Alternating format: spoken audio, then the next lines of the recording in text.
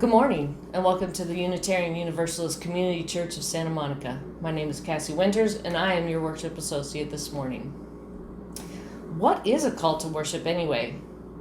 It is a moment where we take time to put aside the burdens, the despair, and the distractions of life to focus and center ourselves on why we're here. And why are you here? Are you looking for enlightenment, for community, for help to be a better person, for spiritual guidance or connection, for nourishment after a long week of struggle and heartache? Or perhaps you've come for a peaceful and safe space to grieve. How do we get a break from pandemic, social and economic collapse, and angry righteous reckoning? There is not much time for a break during a crisis. I believe that part of what drew many of us to UUSM is that at some point in our lives we realized that even though we did not consent to being born to breathe the air of racism, division, inequality, and hate, we were. And once we learned that, we wanted to do better. We wanted to learn to undo what was put upon us and to teach others, especially our children, so that they are not born breathing without awareness of the ways in which our country continues to negate one of our dearest principles, the inherent worth and dignity of every person. When I first found you several years ago and I read the principles, I felt like I had finally found a community that shared my beliefs. And you do. That is not to say that we don't still have far to go, especially as white UUs. As much as you know, as much as you've read, as just as your opinions and thinking and heart are, we still have far to go. It is not enough. We need to continue to speak up, to show up, and change our behavior. We need to have those hard conversations with those people on our Facebook feed or in our daily lives that say, well, I believe in people's right to protest, but all that violence, rioting, property destruction, and looting are just taking away from the message and sabotaging any support they might have gotten. And I don't advise having these conversations on Facebook. And with the pandemic, it could be a little tricky, but these conversations need to be in person. But if you can get people to understand that the air that Black, Indigenous, and people of color were born to breathe is the same insidious toxic air, except that they were taught awareness about it. They were taught by their parents, their community, by the police who stopped them for no reason, by the white people who call the police on them for asking them to leash their dog in the park or for napping in their dorm common room, by the police and white supremacists who murder them. You can use those stories for those people in your life and ask them to really examine how they would feel if it were them. I am a heart changer. I contribute to social and cultural change one heart at a time. And I know that those hearts I've changed are going out there and changing other hearts too. I think my R naught is pretty high, but I hope to have touched and changed many more hearts in my lifetime, and I hope that your R naught of changed hearts is also great. So take these moments to fill yourself up, because we have forests upon forests of seeds to plant.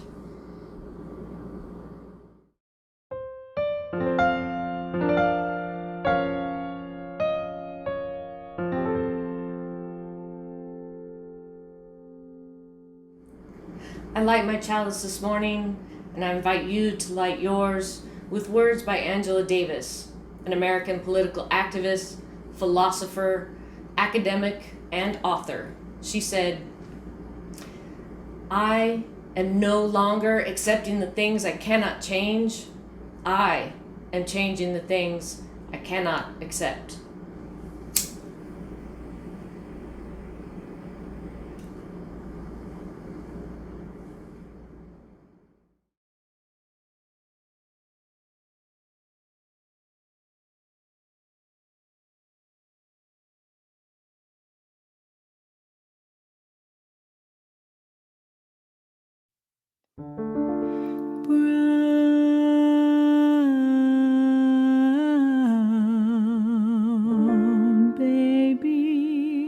Brown baby, as you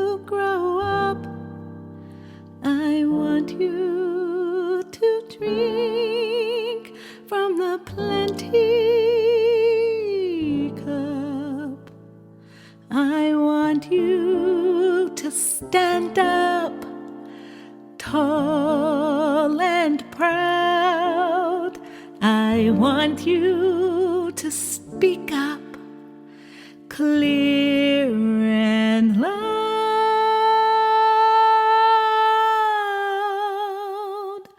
Brown baby, brown baby, brown baby. As the years go by, I want you to go with your head up high. I want you to live by the justice code, and I want you to walk down freedom's road. You little brown baby.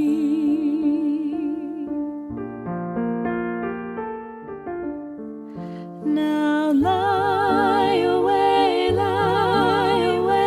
sleeping. Oh, lie away here in my arms, while your daddy and your mommy protect you, and keep you safe from harm. Oh, I said, and keep you safe from harm. Oh, you little brown baby, brown baby. It makes me glad that you will have things I have never had. When out of men's hearts all the hatred is hurled, you're gonna live in a better world.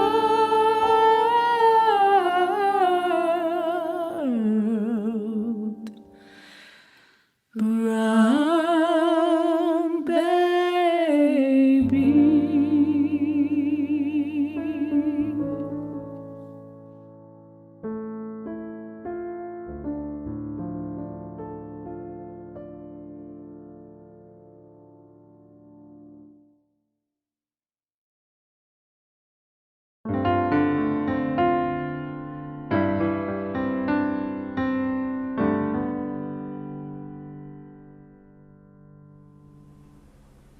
Good morning, and welcome to the weekly gathering of our beloved community, the Unitarian Universalist Community Church of Santa Monica. Our congregation proudly declares Black Lives Matter, and we commit ourselves to the difficult soul work of dismantling white supremacy within ourselves and in our society. This special service explores the liberatory power being unleashed in the world as we transform LGBTIAQ Pride Month into an intersectional call for racial justice. We hope you might consider sharing some of our online services with neighbors and friends who may be seeking our beautiful music, diverse spiritual practices, prophetic messages, and liberal religious community in this time of so much distancing and isolation. If this is your first time visiting our community, we're glad you're here. I'm the Rev Jeremiah Kalendae, and this service is co-created with our talented worship associate Cassie Winters, our inspiring director of music Sonder Choi, our wise director of religious exploration Cleo Anderson, and our supremely gifted pianist Ryan Humphrey. A special thanks to our amazing choral section leaders. Unitarian Universalism is guided by principles that affirm the inherent worth and dignity of every person and encourage an individual search for truth and meaning.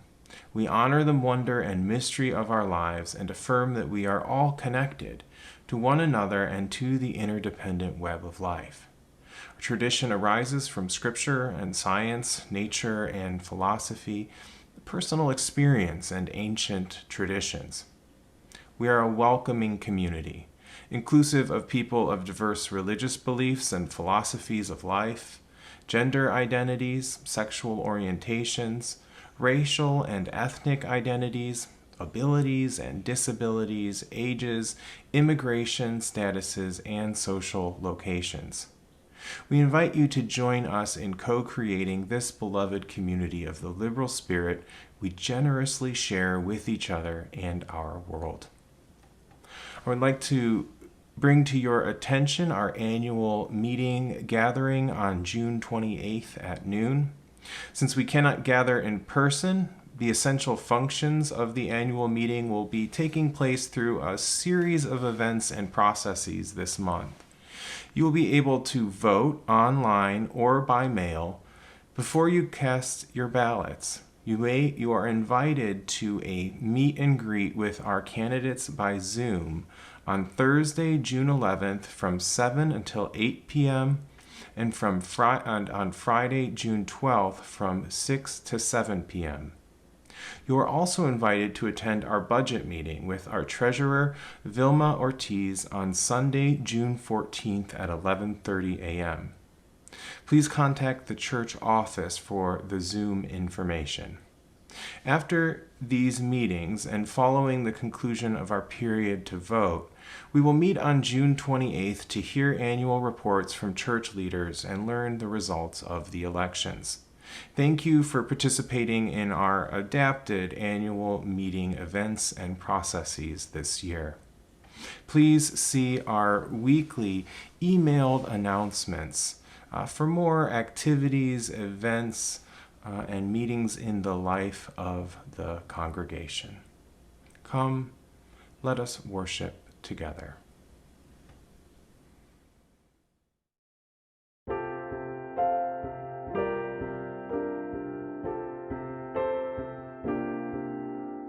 We are a gentle, angry people,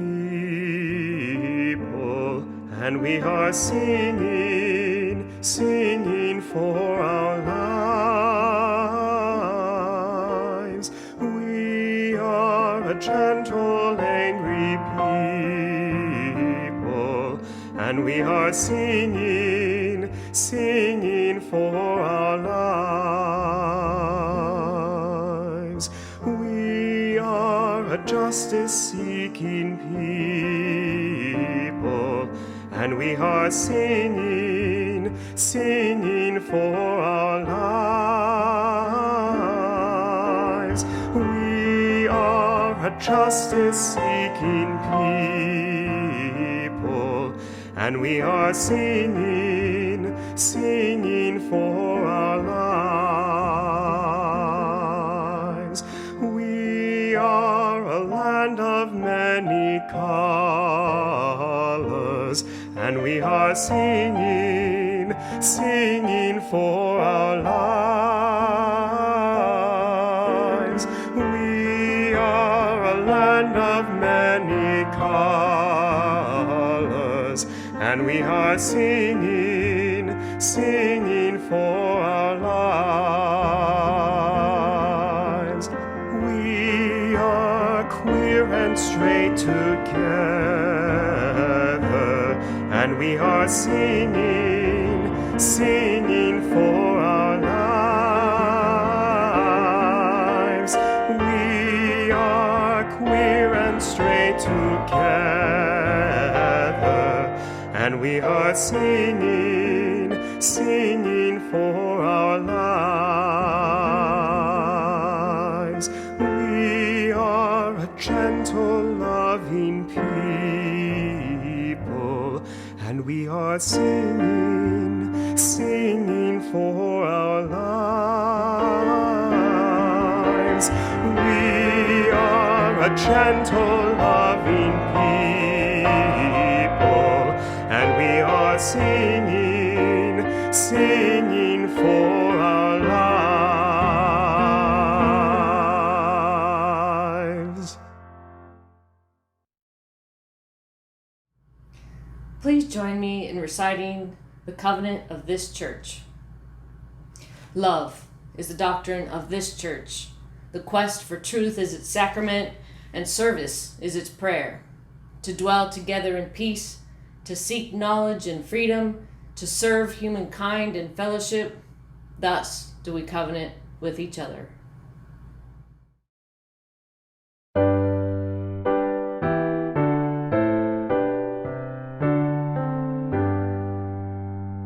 From all that dwell below the skies, let songs of hope and faith arise. Let peace, goodwill on earth be sung through every land by every tongue.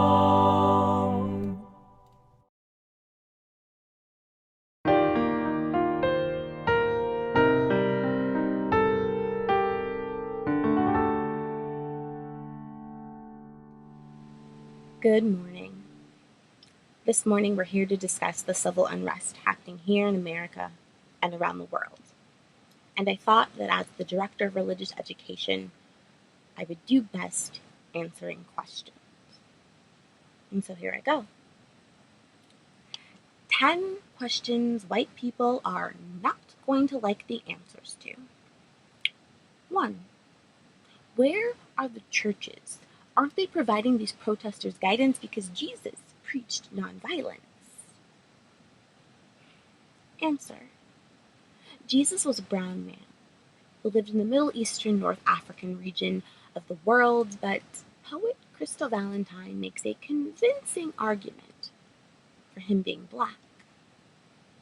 Jesus died in the blackest way possible, with his hands up while his mother watched, weeping at his feet, her tears nothing more than gossip for news reporters, his body left to sour in the sun.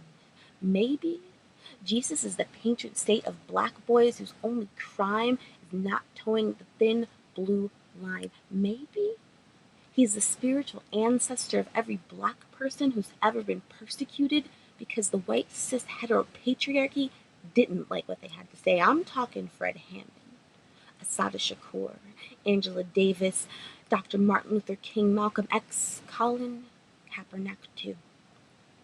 The looters are taking away from the message of the protest. How do they think that people can believe in their cause if they act like that?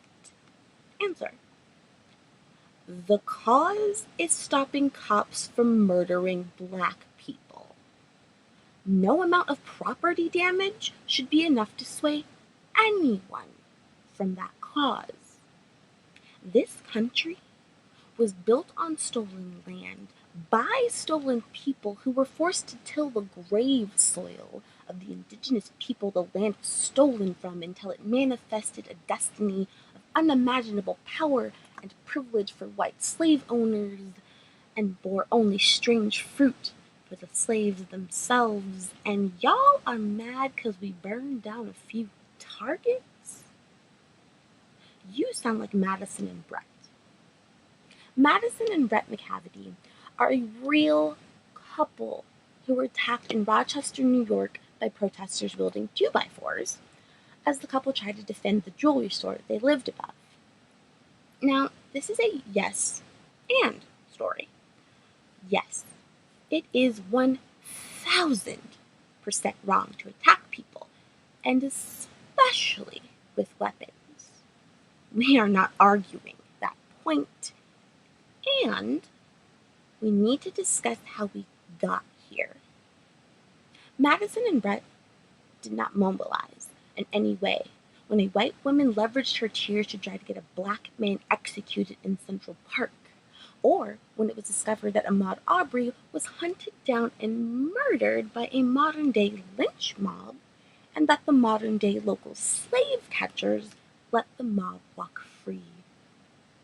Nor did they mobilize when Breonna Taylor was murdered by trigger-happy cops in her own living room.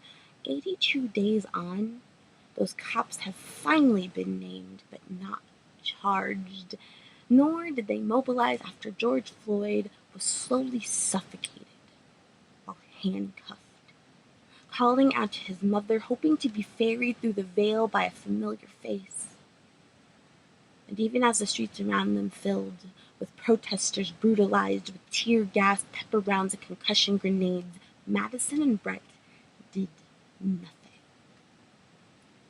It wasn't until property, not even their own, was being stolen by protesters that they became so angry that they simply could not ignore the world outside their door anymore.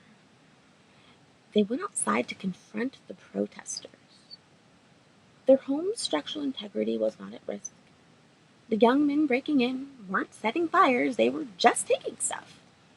But Madison and Brett so deeply valued objects, they needed to tell these young men to their face to leave their neighborhood. If you are asking any question other than why Madison and Brett weren't busy screaming for justice and voicing solidarity with black folks around the world rather than yelling at people over things that did not belong to them, you are asking the wrong question. 3. Why are they so mean? Why won't they answer my questions about white privilege and racism? Why do they reply with Google it? That's rude. Answer. Epigenetics is the study of how environment and experience can alter DNA. Most of the available research focuses on trauma and how it has adverse effects on DNA. What geneticists have discovered is that it takes 7 generations to work the effects of trauma out of DNA. There has not been a single generation of black people in North America since 1619 that has not been consistently, systematically, and unrelentingly traumatized. I am 4 generations removed from an 11-year-old slave girl who gave birth on a plantation during the last year of the Civil War. You can figure out who the father was. So nah, we don't owe anyone nice. We don't owe you the emotional labor of rehashing our trauma and subjugation so white people can learn to be better. The only thing we owe is ourselves kindness. White American citizens have had centuries to learn about race. Thousands of peer-reviewed articles have been written, hundreds of books. Hell, Jane Elliott knew what was up back in the 60s and tried to tell y'all. So yeah, Google it. Or follow the black folks who are leading the current discourse on social media. Stop thinking that your having read Audre Lorde, Bell Hooks, and the autobiography of Malcolm X 20 years ago makes you an expert. Being an ally isn't a destination. It's a never-ending journey. Go on it. 4. The black people at work don't seem to be as productive, but they keep saying they're fine. If they need time off, why don't they just say so? Answer. Because you can take paid vacation, or you can call in sick, but there's no policy or precedent for calling in black. On the second day after George Floyd's murder, the morning after Minneapolis said, "You can try Jesus, but don't try us," a lot of black religious professionals across denominations started to joke about calling in black. But as the days progressed and the country burned and our kids were gassed, it stopped being a joke. We needed to call in black. What does that mean? It means we need a day off because a congregant did not read the room and decided to text us at 10 p.m. to ask for fully Googleable tech support. On the same night, we watched our siblings and allies in DC quite literally fight for their lives. It means we need to take a day to be street corner witches, brujas, queen mothers, and bless our babies with bergamot and frankincense, anoint them with Florida water, and send them into the streets we've consecrated holy instead of battleground. We need to call in black so we can smile and nod through meetings the next day when we're asked not to speak to the murders, to brutality, because the older members who donate the most may reduce their pledges if they're offended. We need to call in black because white people are stressful. Every single person we have ever met has called to ask us if we're okay. We're black. No, we're not okay. We haven't been okay for about 400 years. We are currently exceptionally not okay, but we're fine. We have always been fine. If we ever lose our death grip on fine, we will either die out as a people or burn this country to the ground. Oh, 5. I understand the rage and why they're looting and burning things, but what has this kind of violence ever solved? Answer. I will remove the American Revolution, the Civil War, the French Revolution, the Haitian Revolution, and the Cuban Revolution from play. That leaves us with 1968, the days following the assassination of Dr. Martin Luther King. In the 5 days following his death, the Holy Week uprising took place. Riots raged in cities from coast to coast, causing $47 million in damage. On day 6, the 1968 Civil Rights Bill passed. If you're looking for something newer, after 4 days of coast-to-coast protests and riots, the cop who killed George Floyd was charged. After 8 days, the Minneapolis School District ended its $1.1 million contract with the Minneapolis PD. After 9 days, the other 3 cops who aided in George Floyd's murder were charged, and the initial charge of third-degree murder was increased to second-degree murder. And in LA on day 9, the LA Council decided to cut the LAPD budget by $150 million.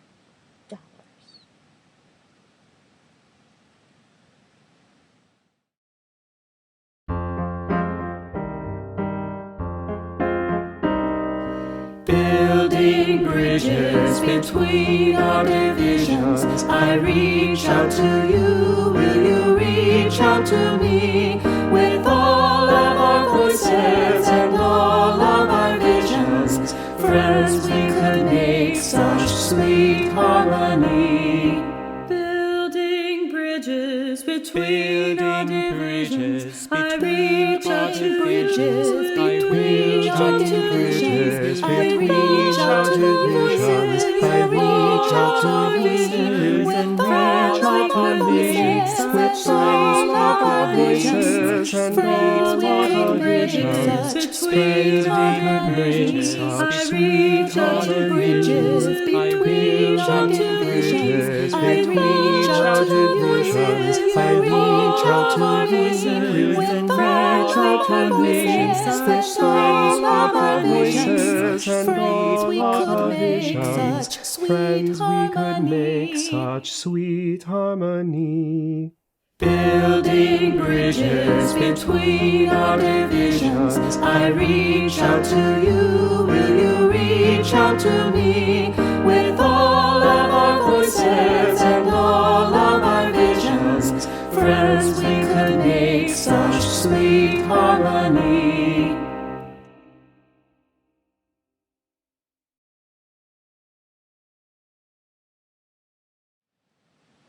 Six. What would Dr. King think of all this? Answer: we don't know, 'cause y'all killed him. 7.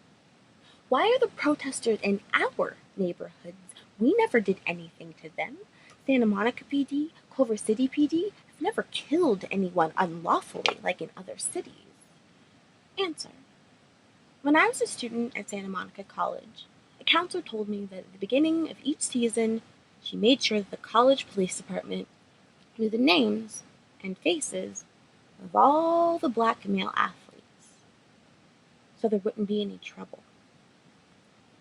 For the first 2 months that I worked here at the church, whenever I was arriving to start my day, a Santa Monica PD cruiser just happened to be slowly rolling by as I was unlocking the door.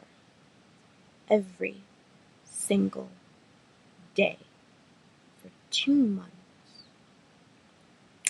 Over on the Hellscape, that is next door app, Culver City citizens were proclaiming to be locked and loaded and ready to defend the Fox Hills Mall. Culver City has been a sundown town since its inception. A sundown town is a city, town, or municipality that has leveraged laws, intimidation, and violence to deter black people from visiting or moving in. When Harvey Culver was first offering tours, he made sure to let potential residents know it was a model little white city. And when incentivized tracts of land were being sold, it was stipulated in the ads that lots and presents restricted to the Caucasian race. The KKK had such a stronghold here in the 30s and 40s that at one point the letters KIGY were painted in the street. It stands for Klansmen, I greet you. And the city left it there. In 1994, CCPD hired Timothy Wind as a public outreach officer. The same Timothy Wind that beat Rodney King. 20 years old. My cousin was told never, ever drive through or around Culver City after dark. I would learn as I got older that like every black kid within 20 miles is taught this as soon as they're old enough to go out alone. Every week, I take the expo line to the Culver station to get home from class at night. The frequency of cops stopping or following me increased so much that at my big age of 31, my friends not only made me start taking a lift for the last leg of my journey, but they make me text them continuously from the time I exit the train until I enter my apartment gate. They hear because your tax dollars fund the police. They hear because CCPD killed 2 people of color in custody while they were hog-tied, and no one was ever charged. We hear because for 27 years, the CCPD chief refused to hand over the documentation of officer-involved shootings.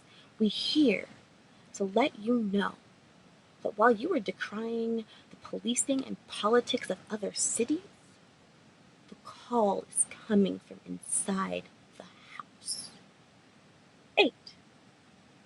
Destroying history, even if it's an unsavory Confederate monument, is an attack on education and free speech.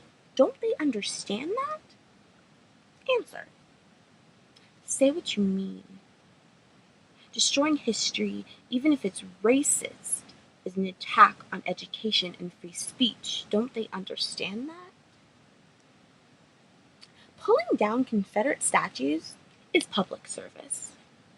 During Reconstruction and dragging on into segregation, the Daughters of the Confederacy helped raise funds to erect those statues as a means to terrorize black folks in the South, to remind them of who was in charge. Speaking of the daughters of the Confederacy. We will never, ever be sorry about burning their headquarters down. They're a sorority for women who think Gone with the Wind is an aspirational lifestyle instead of a cautionary tale. Their most cherished possessions are trophies of our trauma. Let it burn.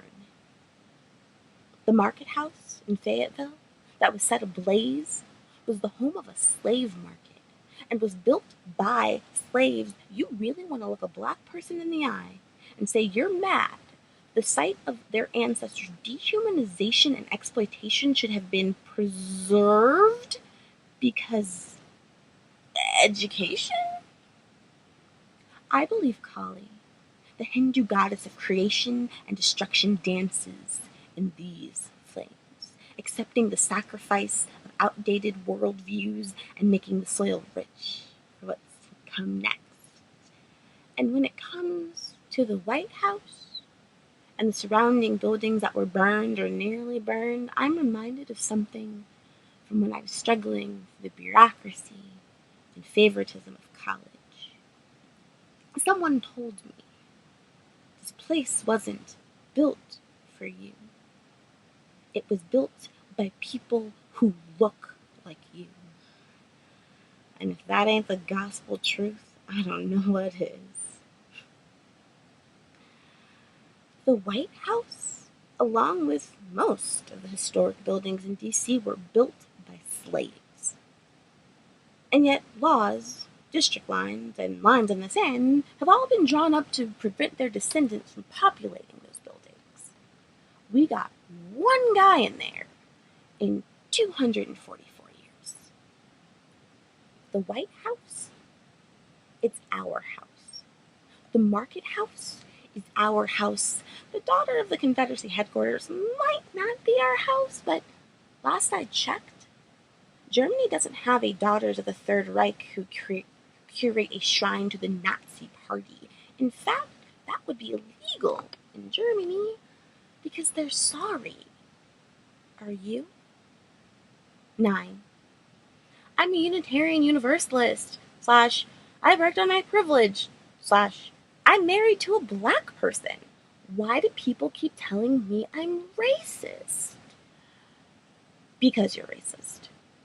Every single person who grows up within a racist power structure internalizes and participates in racism, whether they want to or not. Let's do an exercise. Close your eyes. Imagine that you are a South African. You are a white South African.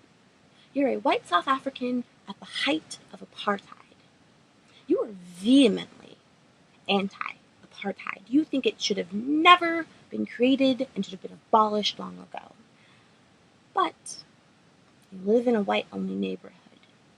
Your kids go to a white-only school. You sit on white-only benches. You go to white-only hospitals. The only black Africans in your workplace are janitors and maids. In fact, you only got your job on iffy qualifications, while a fully qualified black African had their application thrown out without being reviewed. You are a racist. You benefit from a system that advantages you based on the color of your skin and disadvantages black South Africans based on the color of theirs. And until you begin to actively divest from and dismantle that system, you are racist. America is a series of systems that have been proven to not just favor white people and those who have proximity to whiteness, but to actively disadvantage people of color, especially black people. It's a racist series of systems, and if you benefit from them and are not actively divesting from and dismantling those structures, then you are complicit in those systems oppressing black folks, and by extension, are a racist. Oh, and your proximity to blackness does not absolve you of having to do this work. 10. It's Pride Month, and I'm starting to see protesters singing and dancing and playing around, so Why can't we just use the lens of pride being a riot and, still enjoy an inclusive celebration? Answer. The first Pride wasn't just a riot. It was a riot started by a butch black lesbian when the cops tried to rough her up. After years of police abusing the queer community, she decided to fight back. The riot and the liberation that followed was the direct result of a black woman telling the cops, "Let me tell you what we not gonna do," with a brick. But nowadays, cops slap a rainbow sticker on the side of their car and they're suddenly welcomed with open arms.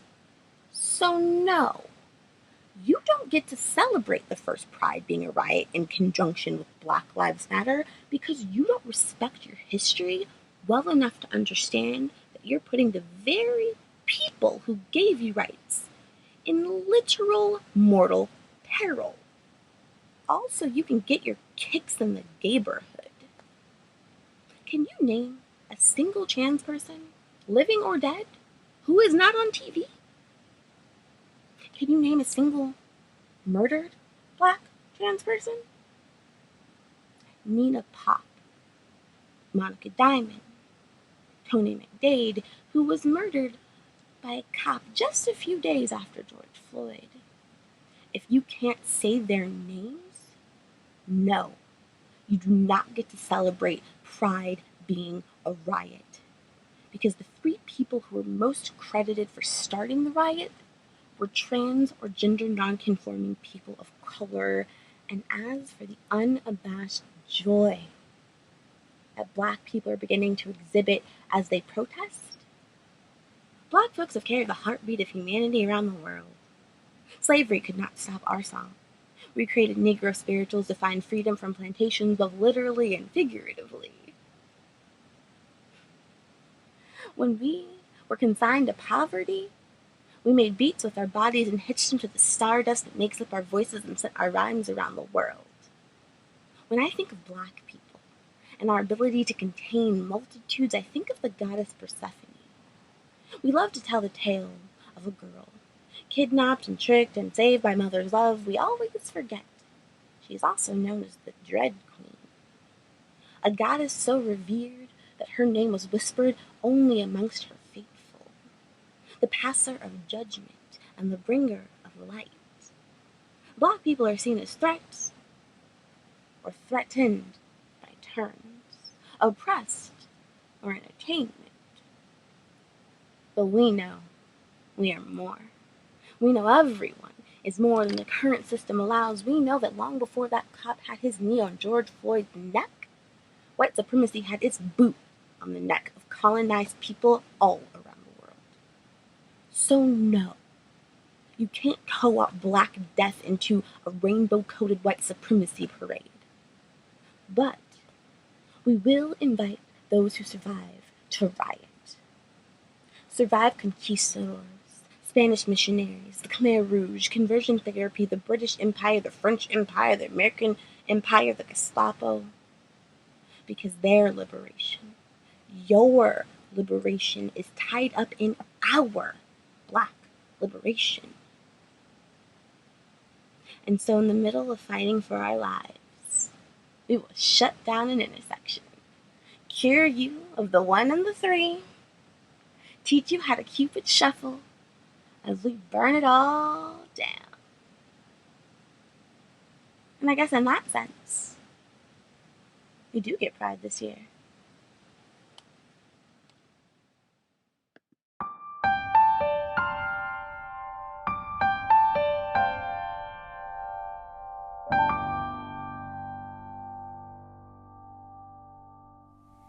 I invite you into the spirit of mindfulness, prayer, and meditation this morning. Let us hold in our hearts all of our Black siblings in this congregation and beyond, and all those who are siding with justice in this challenging time. In our own community, our hearts are with Robert Shalekamp following the death of his sister Corey. She died in the Netherlands from COVID-19. May we hold their families in an embrace of loving kindness in this difficult time. As many of you may know, our beloved Len Harris has entered hospice care. I was able to visit with him by Zoom a few days ago, and he asked me to share his love with this community. His spirit was bright as he enters this time of transition. Let us hold him in an embrace of loving kindness. For our mindfulness prayer this morning, we will join with people all around the country in honor of the life of George Floyd and all those murdered by police violence with 3 minutes of silence. I invite you into this time of memorial silence.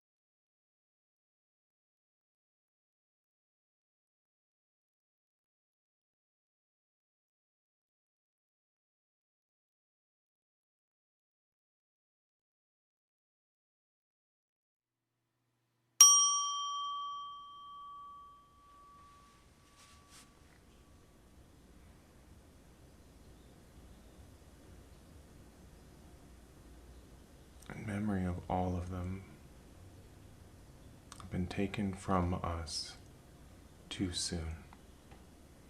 Amen.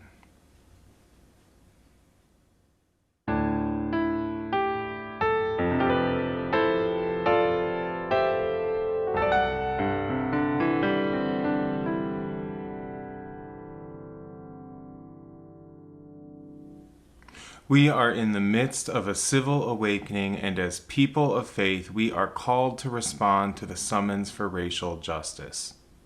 In the past week, we have witnessed the unleashing of one of the largest movements for civil rights in history.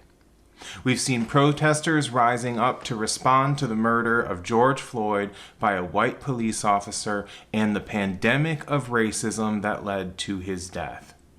We know that George Floyd is not the sole victim, but simply one of the most recent in a legacy of systematic state-sanctioned violence against Black people that began but a few generations ago with violent slave patrols.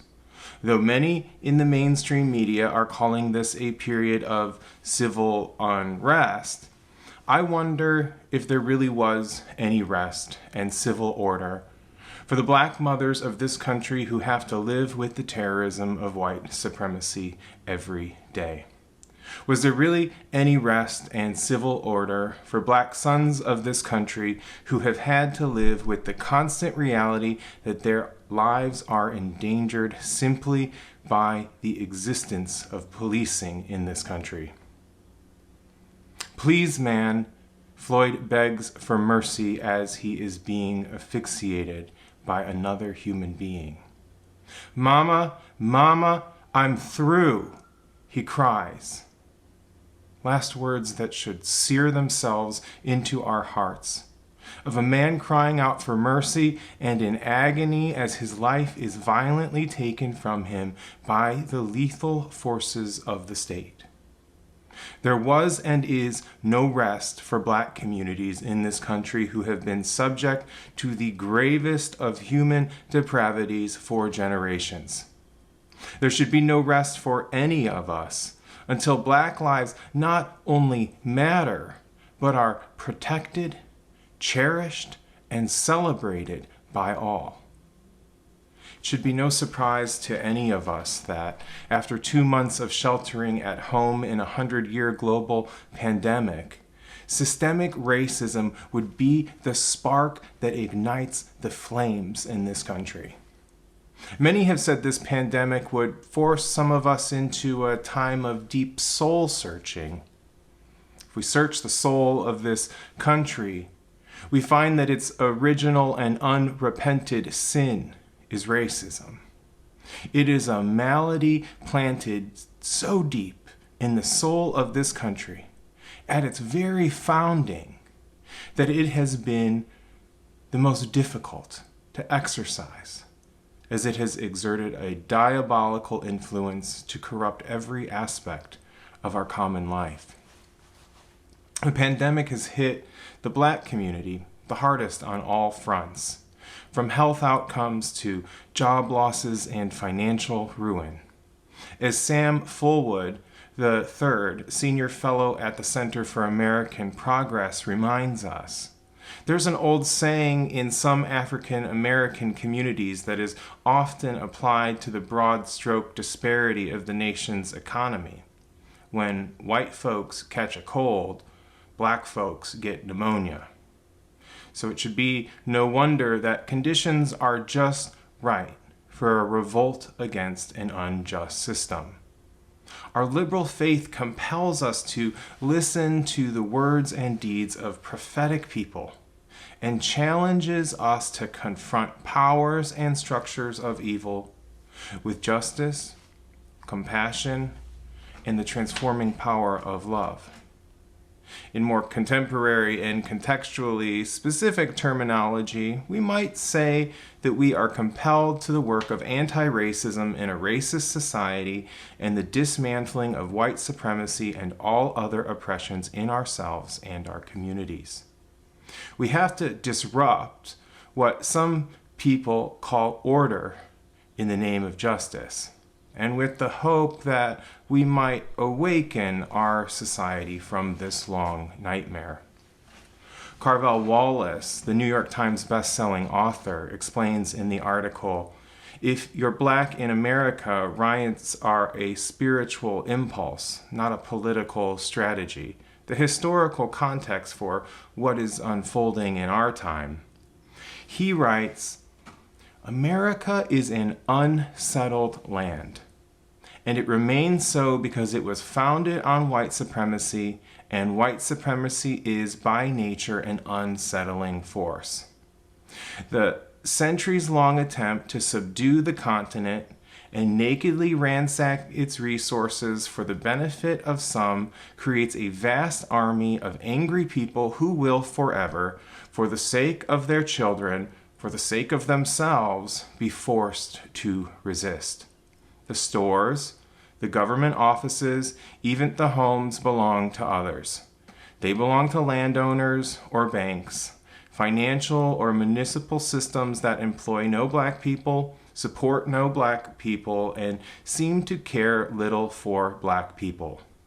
If your family has been in the country for centuries, has provided the free labor that has built much of the institutional wealth here, and yet is called lazy and shiftless, treated as something less than a citizen, something less than a human, finds every attempt at advancement dogged and thwarted by burning crosses, nighttime mobs, and racist policies until you are redlined and forgotten, and decaying neighborhoods owned by systems that purposefully exclude you, left to fight with one another for resources, for stability and safety.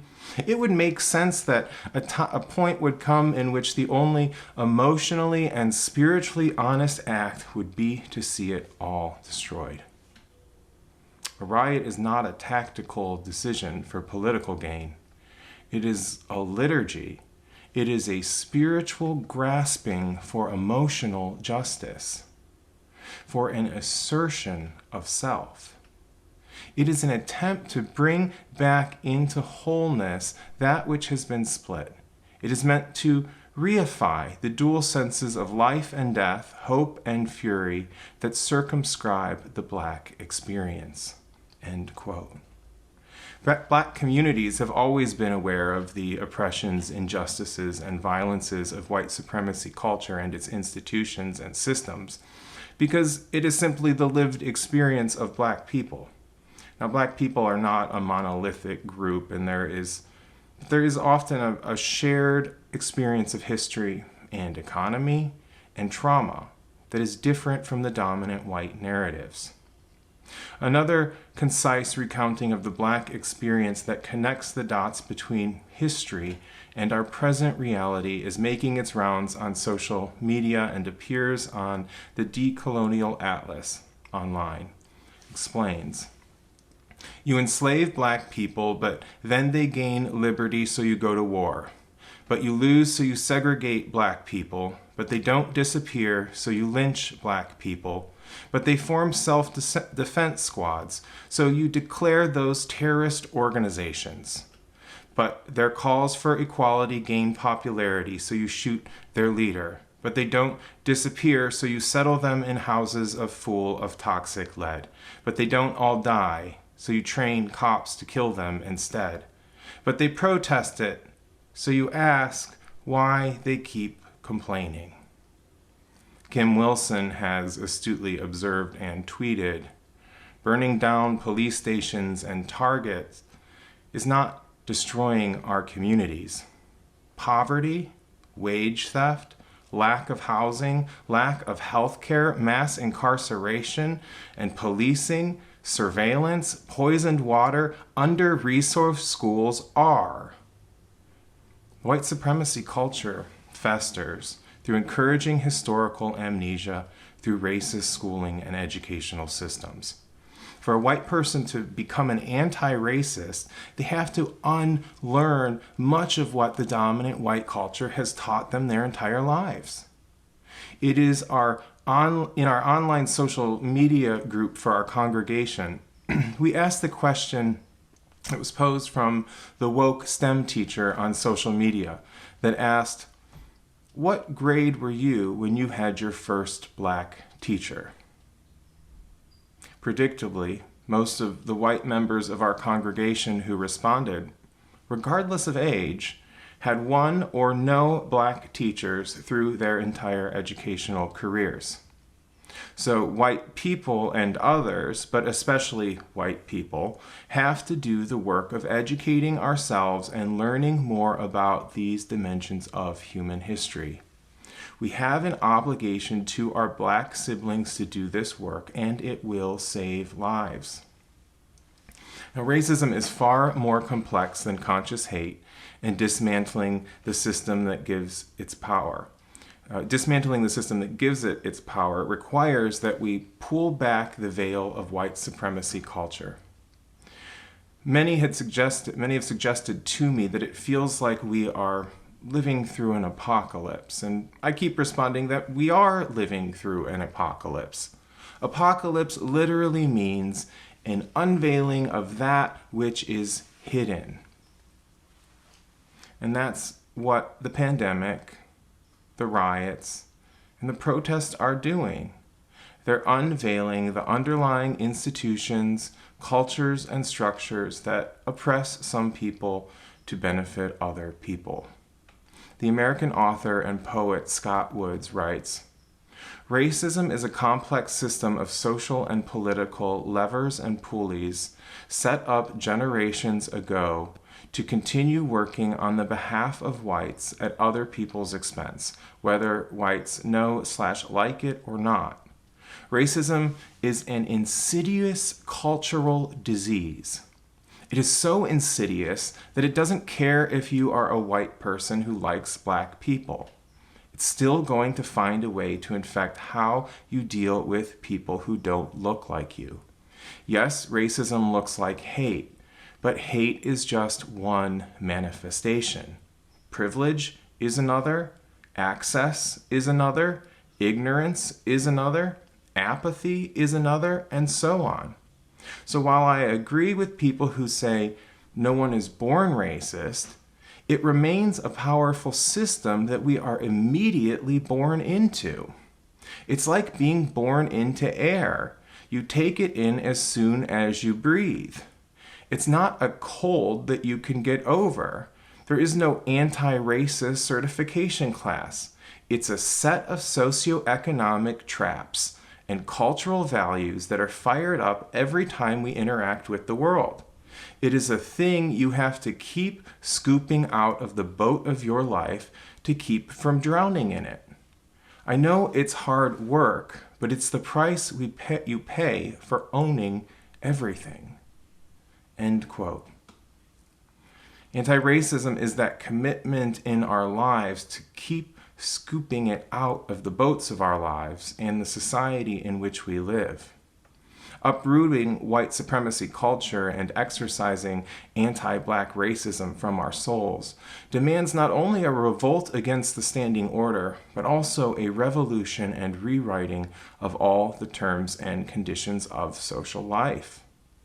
Political theorists have argued that the economic, political, and cultural systems of white supremacy, allied with cis-heteropatriarchy, allied with capitalism and a corporate oligarchy, have made revolution or any such massive shift in our way of life and ways of being together virtually impossible.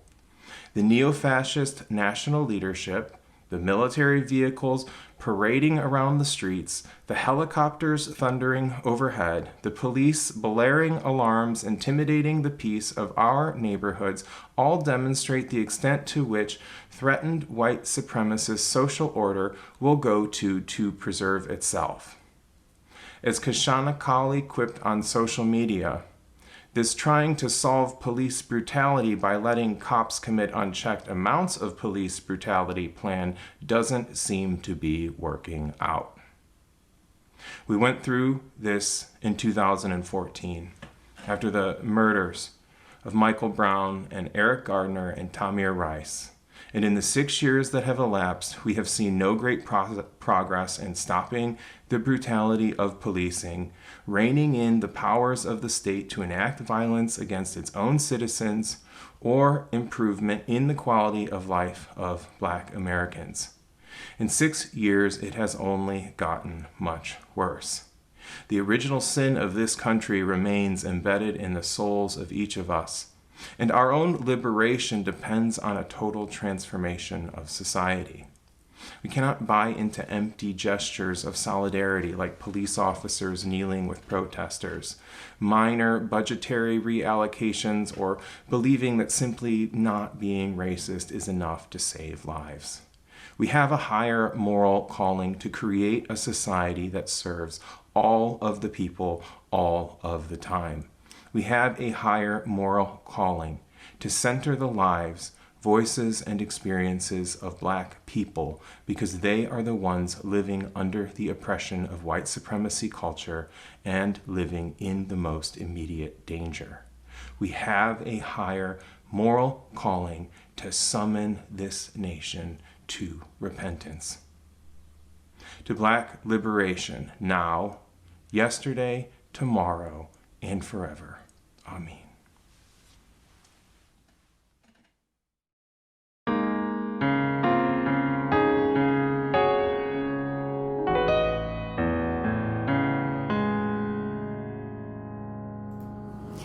come together for more than ourselves. This month, 50% of the offering will go to the NAACP Legal, Defense, and Educational Fund. Through litigation, advocacy, and public education, LDF seeks structural changes to expand democracy, eliminate disparities, and achieve racial justice. LDF also defends the gains and protections won over the past 75 years of civil rights struggle and works to improve the quality and diversity of judicial and executive appointments. There are 3 ways to give: by text, on our website, or by mailing a check. If you're giving by text on a smartphone, please text the number on the screen, 844-982-0209. Indicate the amount you would like to donate and put one of the codes shown to let us know which fund it will go towards. Enter GCC for a generous contribution, PLG for your pledge contribution, or IDC for a different allocation altogether. If this is your first time giving this way, it will reply with instructions to register, but the next time you do, it will be much simpler. You can also provide a one-time or set up a recurring donation on our website, www.uusm.org. Thank you for your generous contribution.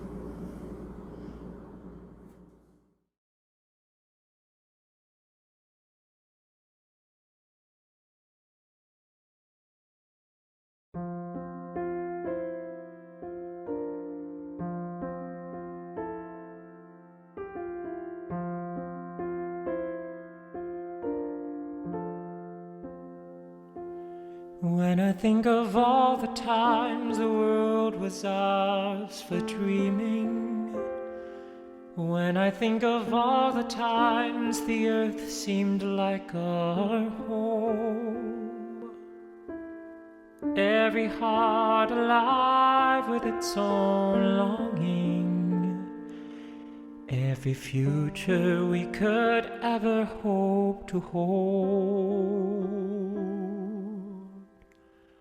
All the time our laughter rang in summer, all the times the river sang our tune. Is there already sadness in the sunlight? Some stormy story waiting to be told? Where, oh, where has the innocence gone? Where, oh, where has it gone? Rains rolling down wash away my memory. Where, oh, where has it gone?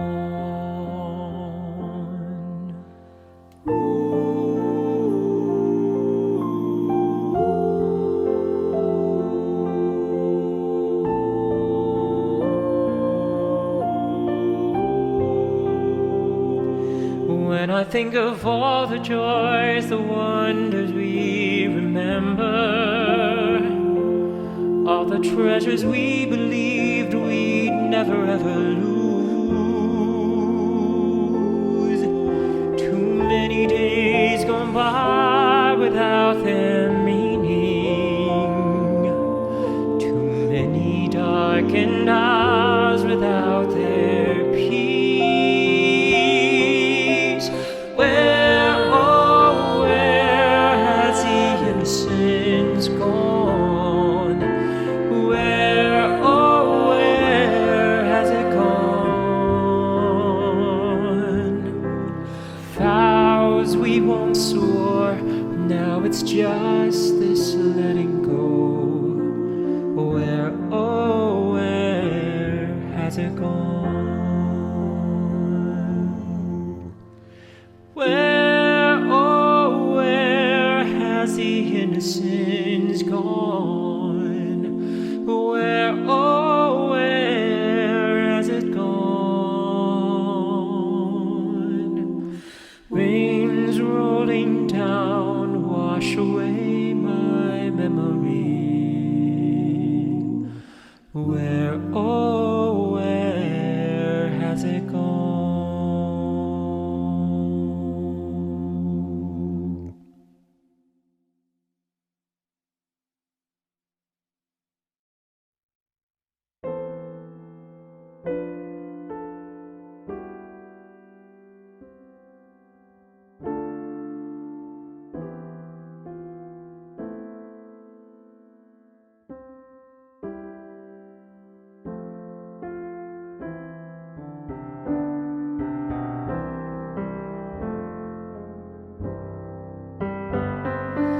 We shall overcome.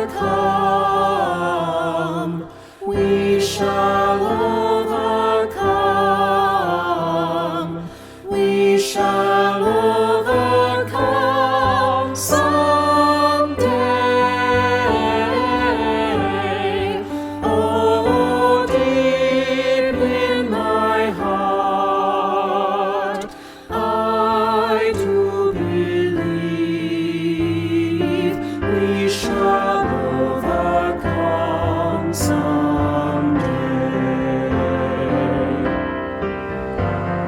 We'll walk hand in hand. We'll walk hand in hand. We'll walk hand in hand someday. Oh, deep in my heart, I do believe we'll walk hand in hand someday. We shall all be free. We shall all be free. We shall all be free someday. Oh, deep in my heart, I do believe we shall all be free someday.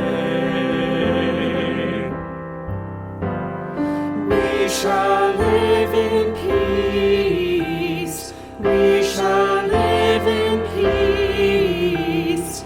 We shall live in peace someday. Oh, deep in my heart, I do believe we shall live in peace someday.